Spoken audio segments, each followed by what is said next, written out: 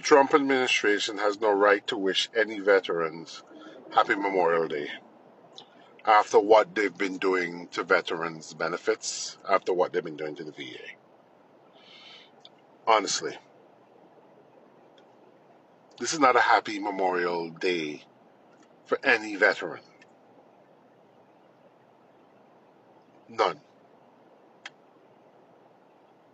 I just thought I need to say that. Like, they don't have the right to say Happy Memorial Day. They have no right to cosplay like if they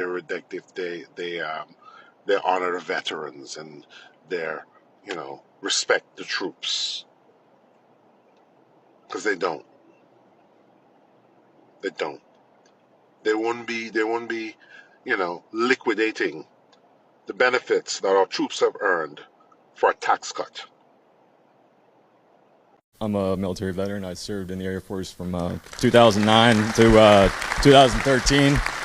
The actions by the Trump regime and Elon Musk have disproportionately affected and will continue to affect veterans. As we know, they make up a third of the federal workforce, and they're losing jobs just every single day.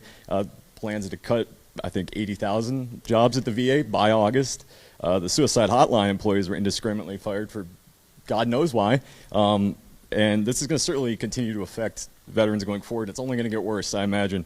And I just wanted to state that healthcare and service-connected disability compensation, these are not entitlements. These are benefits which we earn through our honorable military service and injuries sustained in the line of duty.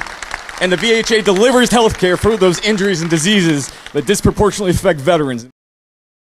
Congress wants to cut 80,000 jobs from the VA to cut taxes for billionaires. Let that sink in. I'm Chris Goldsmith. I served in Iraq, and since leaving the Army, I've spent my career fighting for veterans and working families. I'm about to become a dad for the first time. And as someone who relies on the VA for all of my health care, I'm deeply worried about what this so-called skinny budget means for me and my family. It might look like the VA is getting more money, and that's a talking point they're going to use. But this plan would slash tens of thousands of staff and cancel contracts that fund things like cancer care, physician hiring, and even the remote mental health services that I use regularly. That means longer wait times, fewer doctors, and worse care for millions of veterans at a moment when my family needs stability and support more than ever. I'm calling on Congress to say no to any budget that guts the VA or cuts essential services for veterans and our families. Go to putfamiliesfirst.org and take action now. You know what's wild to me? The fact that we have a president who loves talking about supporting the troops, but behind closed doors, his administration is trying to quietly gut veterans' benefits. Like, you're not going to see a big announcement about it. You're not going to even hear Donald Trump standing at a podium bragging about cutting healthcare for the very people who put their lives on the line for this country. No. Instead, they're trying to sneak it through in the budget. The new budget proposal slashes funding for key veterans' healthcare programs that cover things like mental health services, rehabilitation, housing support, hell, even basic medical treatment. Things that you would need if you spent years deployed in a war zone. And the excuse they're using, well, we have to reduce the deficit. Oh, now they care about the deficit? After giving away trillions in tax cuts for billionaires? After running up tariffs that wreck small businesses? Now they want to balance the budget by kicking veterans off their healthcare plans. Imagine surviving combat, surviving PTSD, surviving all the crap they throw at you when you come home, only to find out your own government is trying to nickel and dime you out of basic medical care. It's disgusting, it's cowardly, and it's the exact opposite of supporting the troops. If you're not outraged by that, I honestly don't know what to say to you to make you feel that rage. Anyway, don't just take my word for it. Look at the numbers. The Veterans Affairs budget is facing billions in proposed cuts, especially in services tied to outpatient care and disability support.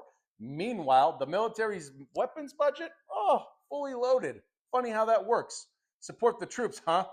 Just not after they're done fighting for you, apparently. The thing that really pushed me over the edge on Mr. Trump was when I heard him talking about my generals and my judges, as if we were some third world country that the judges and generals and other authorities all owed their fealty to whoever the dictator was. And I just can't imagine that the founding fathers intended that, the president would have this kind of personal control over generals. But that's obviously how Mr. Trump thinks, and it's reprehensible. All right, folks, we need to talk. Donald Trump just fired multiple top military leaders in a shocking Friday night purge. And if you're not alarmed yet, you should be. This isn't about strategy. It's not about national security either. This is about loyalty to Trump and not to America. And that should terrify all of us. Here's who got the axe.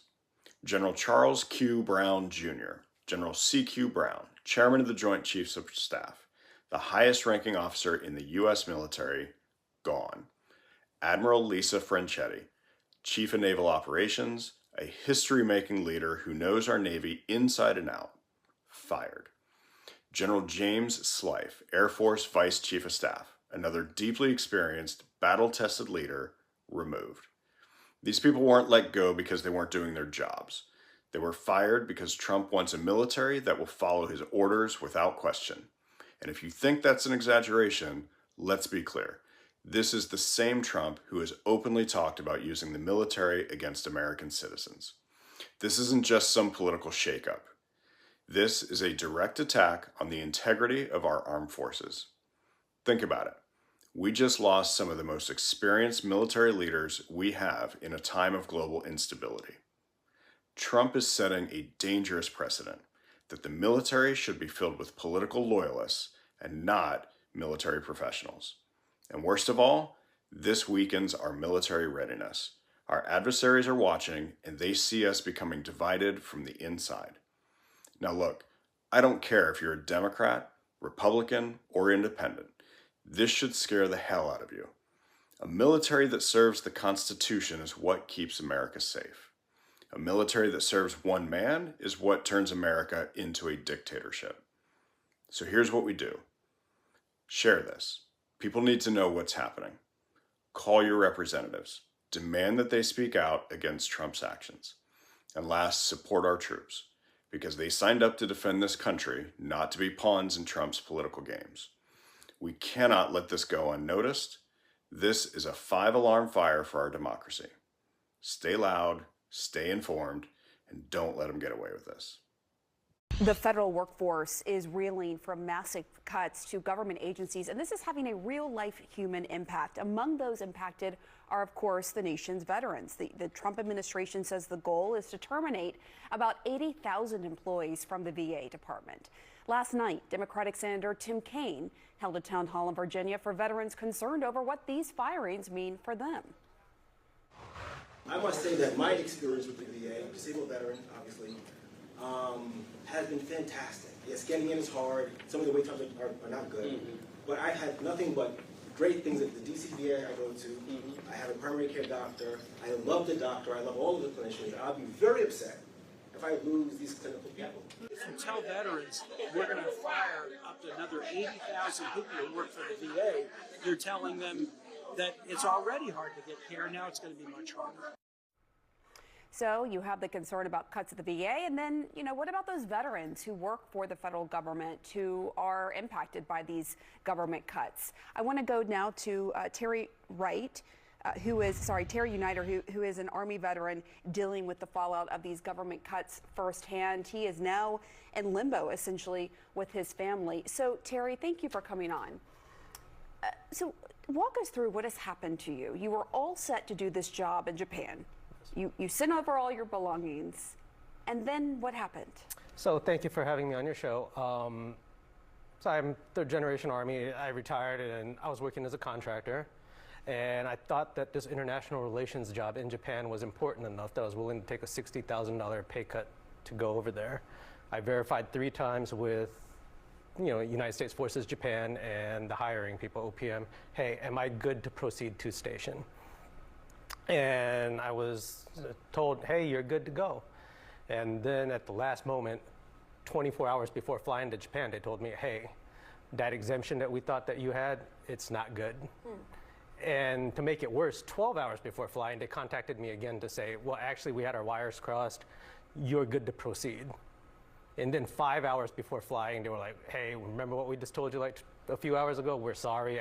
It's estimated at least 6,000 veterans have lost their government jobs over the past month. Kind of ironic. Many of them are disabled vets, like Stephen Dow. And then they said, you have about 5 minutes, pack up your personal things. Dow served in the Air Force for 20 years. A blast in Afghanistan left him with a broken neck. Why did you decide to look for a job with the federal government?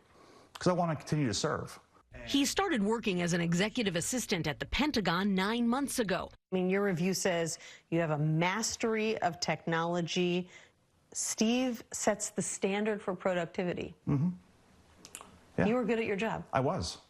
Yeah. I take initiative for things. I find things that are broken and try to fix them. And that's ingrained in me from when I was in the military. Did you vote for President Trump? I did 3 times. Why? Because I thought he was the right person for the job. And I didn't expect this. So what's your message to him now? Take a closer look. I asked President Trump about that the other day. Are you tracking how many veterans have been fired so far? Yes, and do you want DOJ to avoid letting them go?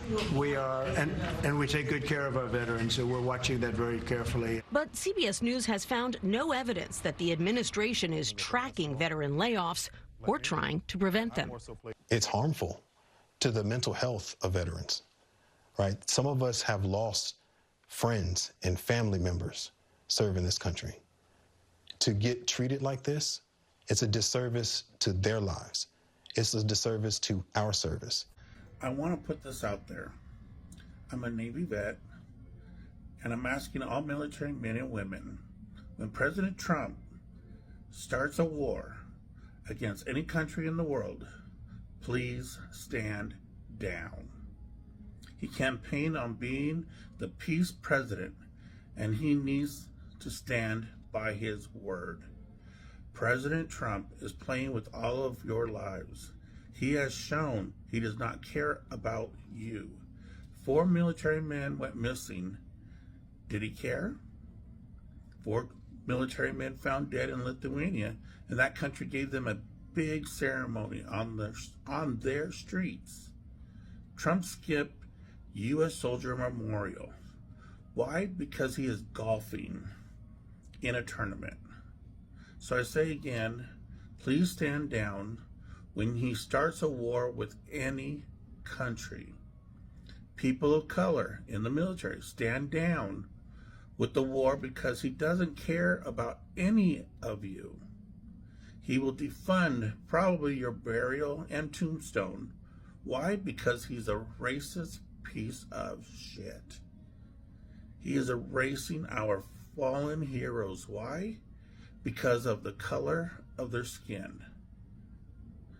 So why do we want our Latinos, our blacks, our Asians, anyone fighting for a war for Donald Trump that he will put us in when he doesn't give a crap, a shit about even the veterans, even our sailors in the sea?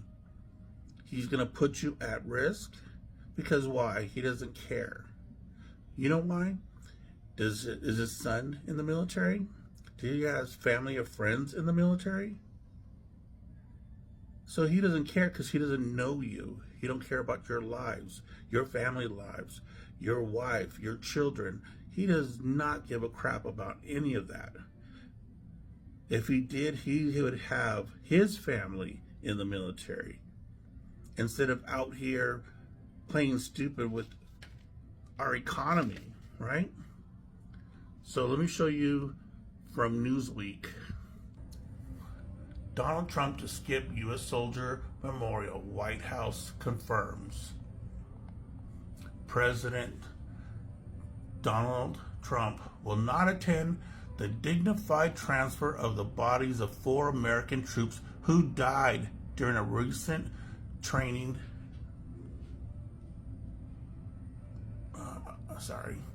who died during a recent training exercise in Lithuania.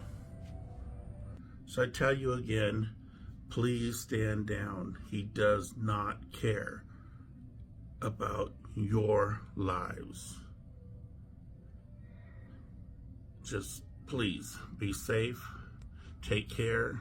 I love the veterans, I love our military, and the only way we're going to stay strong is we stand together with unity. Thank you.